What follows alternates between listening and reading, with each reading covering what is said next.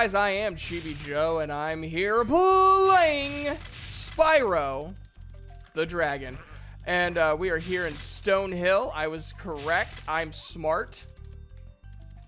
Probably. And this one's gonna take a little bit longer to complete just because it's a bigger area.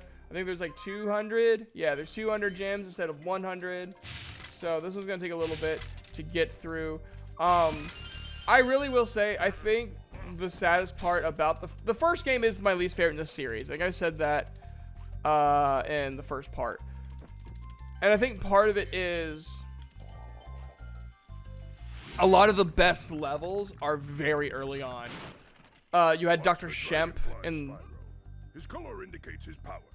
When he eats butterflies. Like me. Sure.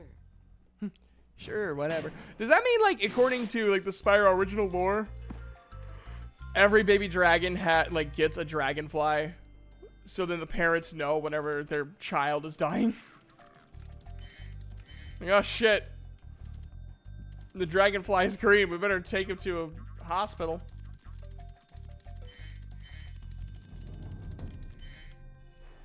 Like, obviously, it's just game mechanics and to indicate, like, how close you are to dying. But at the same time, you know, that's part of the lore in this game, is that, like, somehow Sparks eating butterflies prevents Spyro from being injured. When you free a dragon or step on one of their platforms, you're saving your progress.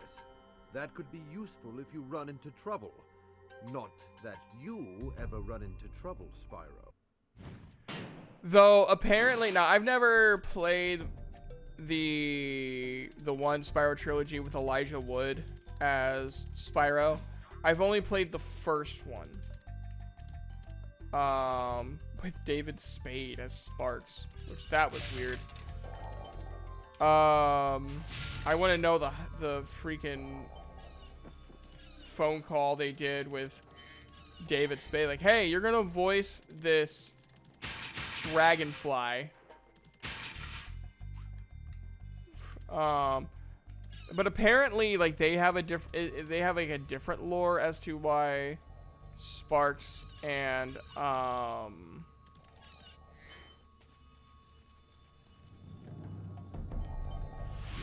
Spyro are like together. After you freed all the And, like, pass through this have vortex that connection that they do. It'll take you back to the artisan home. It'll take you back to the artisan home. No thanks. See ya. First rule of voice acting: anyone can do an old man voice. Anyone can do this voice.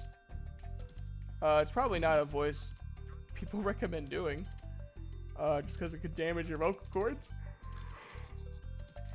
But I'm sure it's fine. But yeah, I think one problem I have with Spyro the Dragon is they had so many different levels. They have 6 different worlds. Each one with at least 4 portals to go in.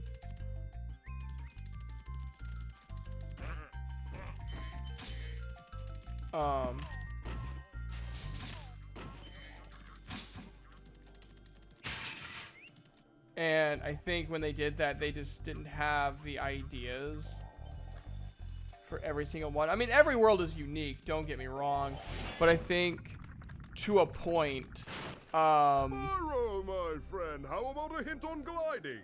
You bet. For the You longest bet. glide, press the X button at the top of a jump, and try pressing the triangle button to drop down in mid-flight.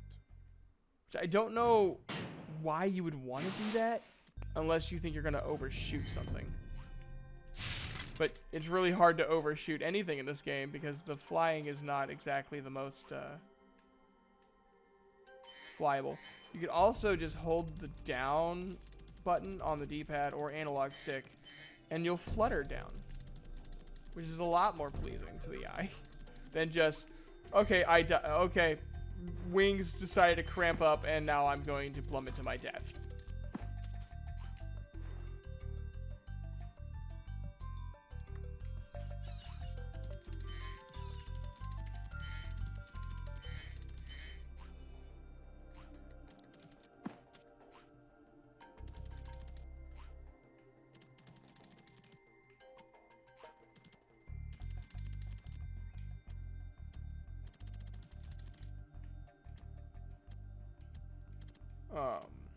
But yeah, I think but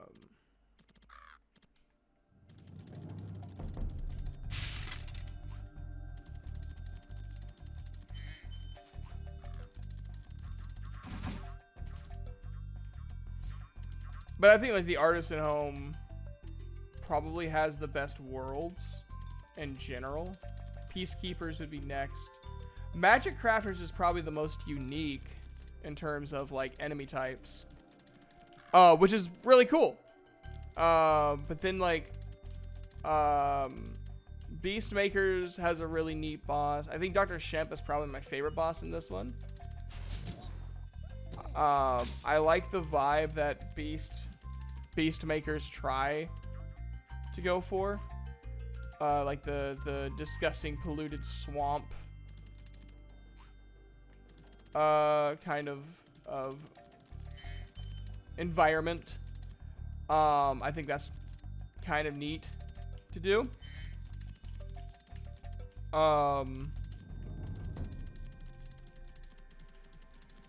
But I think overall, my oh, and then you have Dreamweavers, which I think Dreamweavers is too much. There's too much going on in Dreamweavers. But apparently Dreamweavers has like a pretty strong like fan base. I didn't realize. One, I didn't even realize that worlds could have fan bases. But apparently a lot of people like the Dreamweaver worlds. I personally don't. I think they're just too much. I think their boss is...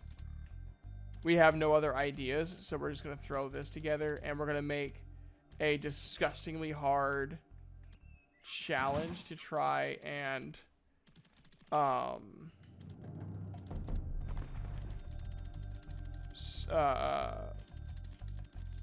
offset how simplistic we made this boss, which is sad because all their other bosses were also really simple and really easy, and like, but like they made the fight fun to go through.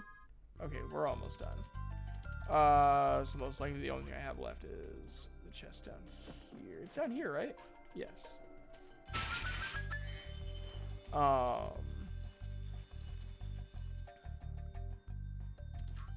But yeah, I think the Artisan Home, this first world, I think is probably the best overall. Town Square is like a really nice vibe. Stone Hill, the music of Stone Hill is really good.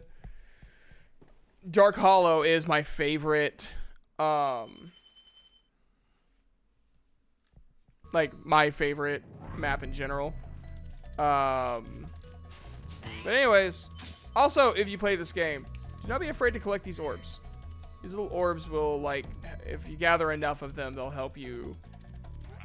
And these guys are my favorite enemies because you hit them 3 times. I wish they would have done that more in the other games. But if you collect enough of those little orbs, you get an extra life. They also have a chance to just drop an extra life. So... I'm talking a lot about, I'm rambling a lot in this one, but I really love what I do. I really love, like, this game. I love,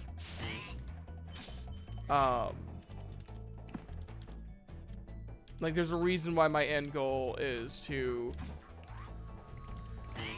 do this and other things full time. And I know like a lot of people are all like, oh, I don't know if they're like that now. I think the feeling of YouTube is very different, which I think is kind of sad, because before, if someone was like, I want to do this full time and that's the whole reason I'm doing this, which is not the reason I'm doing this. This is not the full reason why I'm doing this. The full reason I'm doing this is because I really enjoy video games, and I want to show and talk about like what certain video games mean to me.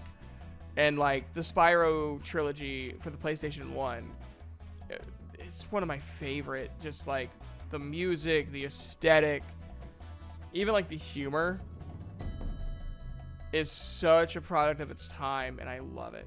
Anyways, everybody, that's all I have for you guys today. Have an awesome day, and a good night.